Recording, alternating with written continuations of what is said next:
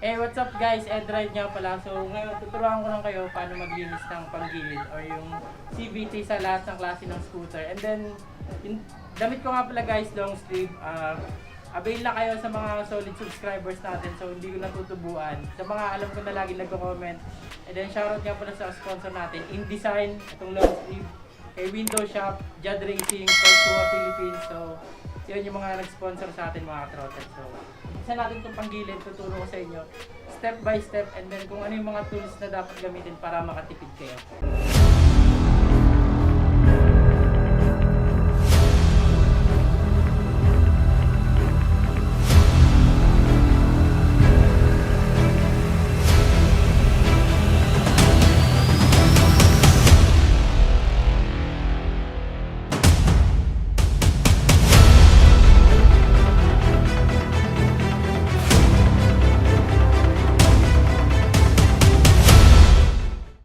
So yun mga ka-throttle, ito yung crankcase natin. Ayan. So nandyan yung panggilid natin, nandyan yung torque drive, pulley, fly ball, so center spring, nandyan din, clutch spring. So ito yung mga tools na gagamitin natin. Itong Y tools na merong nabibili sa Shopee or Lazada, 200 plus lang. So ito naman, wrench, 8mm. Ito naman yung grasa or grease, 20 pesos lang isa. Holder ng socket. And then itong socket na 22mm tsaka 19mm para sa torque drive at saka ito para sa pulley. So ang silbi na ito mga throttle, ganyan, holder siya. Yan, so ganyan siya, ganyan ang mangyayari dyan. And then syempre yung basahan natin, langgana or lagayan ng gasolina, and then itong toothbrush. So ang gagamitin natin ngayon, gasolina mga throttle. Pwede rin naman yung tubig na may sabon. Kaso matagal matuyo yun, pero mas maganda yun. And then, pwede rin naman yung carbon cleaner, pero mas prefer ko yung gasolina kasi bukod sa mura, mabilis pa matuyo. So, kadalasan sa mga motor shop, gasolina yung ginagamit nila para mabilis matuyo, para clean as you go na, para aalis ka na mga ka-throttle. So, kapag tubig kasi na may sabon, so medyo makalat pa siya, hindi mabilis matuyo. So, simulan na natin. So ito mga ka-throttle, una bubuksan natin yung crankcase gamit yung 8mm natin na socket. So guys, lagi niyong tatandaan kapag paluwag sa lahat ng tornilyo ng motor, laging counterclockwise.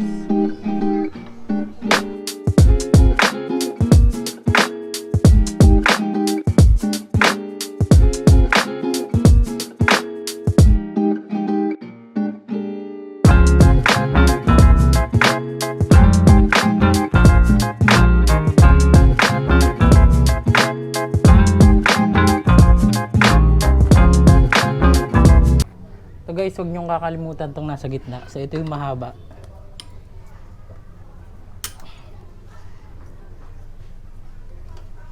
$8mm sukat na ito mga throttle.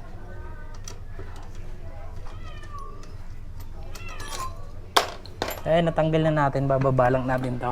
Ito mga ka-throttle, pag natanggal nyo na yung tornilyo, medyo magtataka kayo, mahirap talaga tanggalin to. So kumuha lang kayo ng flat screw. Wala kasi yung flat screw, so ito na lang kutsilyo sa gilid.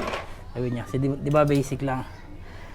Ayan, madumi na siya guys. Actually nung February pa to huling nilinis yan, kapal na ng carbon niya. So yan yung dahilan ng nagpapabagal ng hatak ng mga motorcycle natin mga ka-throttle.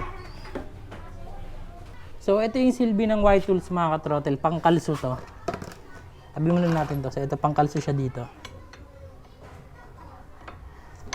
So lagi niyong tatandaan guys, lagi niyong tatandaan pag magbubukas tayo, ang paluwag counterclockwise. So nandito yung Y tools, kalso nyo lang sa center stand. Ganyan. A few minutes later. So ito guys, medyo masikip talaga to, so nahirapan din ako dito, pero kaya naman. And then dito naman tayo sa dito naman tayo sa 19mm sa may torque drive.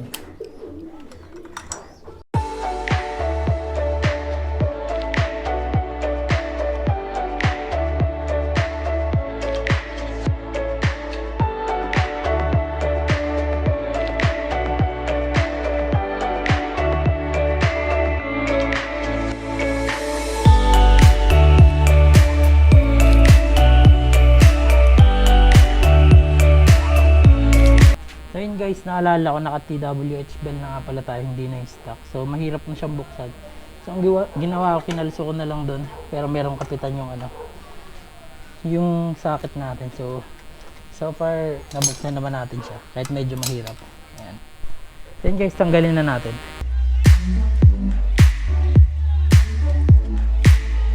Isa sa mga technique mga ka-throttle para hindi kayo malito sa pagkakasunod-sunod kung paano nyo tinanggal. So ganun nyo rin nilalapag.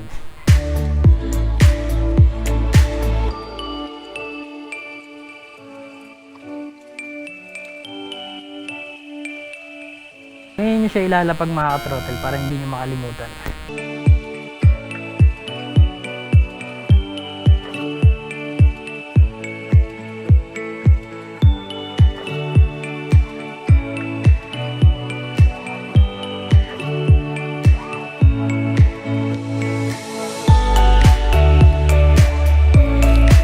Pag kukunin nyo na yung pulley, hawakan nyo sa likod para hindi malaglag yung flyball.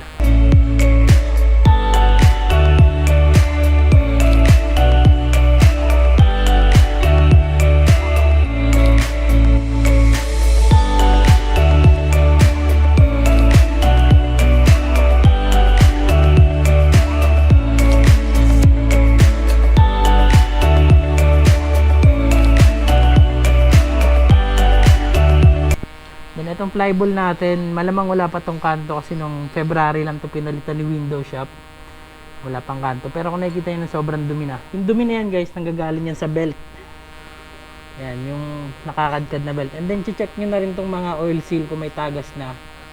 So wala pa naman guys. Yan, nakikita nyo sobrang dumi. So yun yung lilinisin natin ngayon. Yung flyball mga ka-throttle, dami nagtatanong paano yung orientation niya. So ito kasi mga throttle, hindi na to stock. Pero kung paano nyo nilagay yung isa, ganun lang din pagkakasunod. So, yung mga nagko-combination, nagtatanong kung ano mauna, magaan or mabigat. So, okay lang naman kahit ano mauna dun. Same lang naman siya, paikot lang naman siya.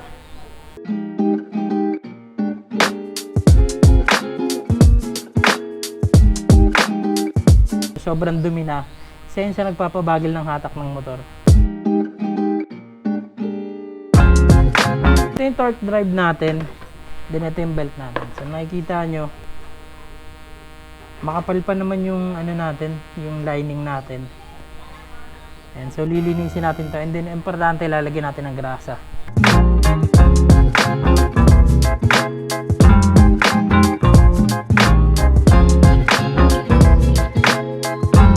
Tignan natin mga ka-throttle. Ayan. Meron ng mga lamat, palitin na to kapag ganito. Pero dahil wala pa akong makitang shop or ayoko pang pumunta sa Honda, pagtsatsagaan ko muna to kasi hindi ko naman pinang-travel ng malayo ngayon. So nakita nyo kami ko sobrang dumi na. Yung kailangan yung linisin sa motor nyo mga ka-throttle. Kaya I suggest, huwag nyo susundin yung every 11 kilometers ba yun na maintenance ng Honda. So sundin nyo yung every 3 months mga ka-throttle kasi depende sa biyahe nyo yan. Actually guys, 3 months pa lang to sa akin pero nakita nyo na. Sobrang kapal na. So lilinisin na natin to.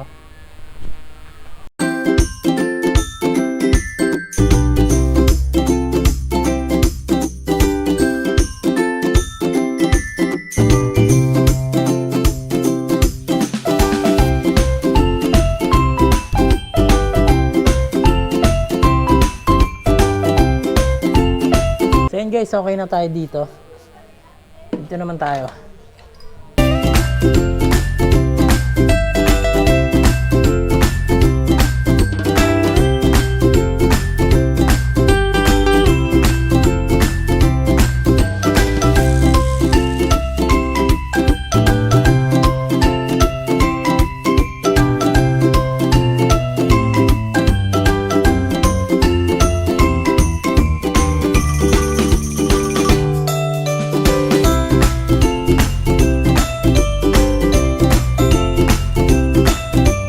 Nyo guys, hindi na natatanggal yung ibang dumi kasi degreaser na kailangan dyan.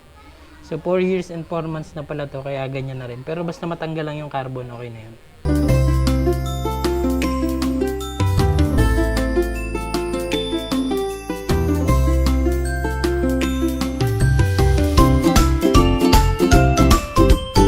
Guys, ito naman yung back plate. So tanggalin nyo muna tong slider. Huwag nyo babasahin to kasi pwede siyang lumuwag.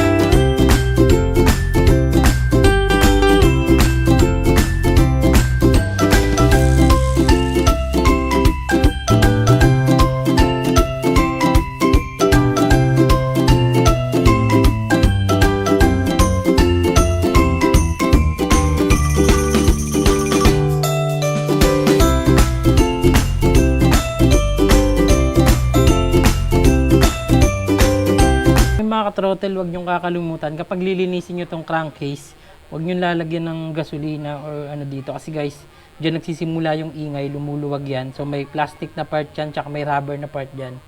Lumuluwag yan. So I suggest dito lang yung basain nyo. Huwag yung part niyan mga ka-throttle. Punasan nyo lang yan.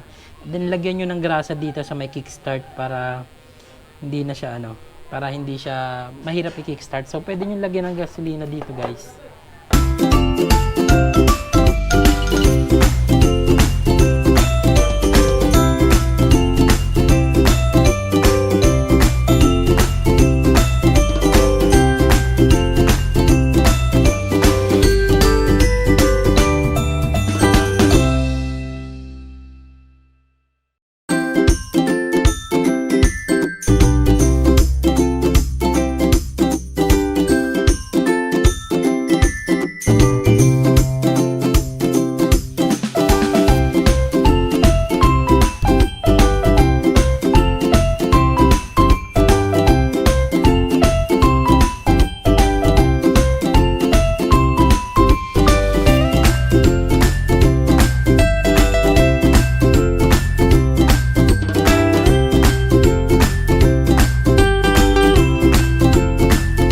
Mga throttle, balik na natin yung slider piece, yung tatlong slider piece dito.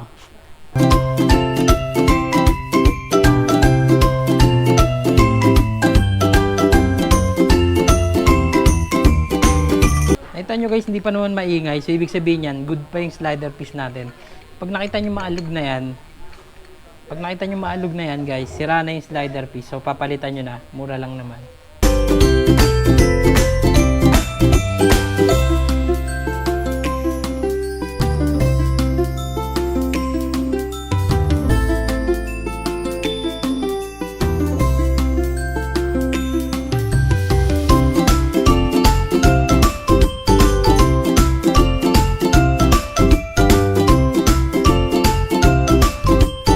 Dito naman yung bell,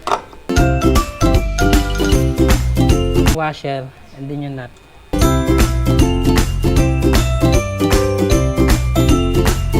So tapos na yan mga ka-throttle, sisikipan na lang natin.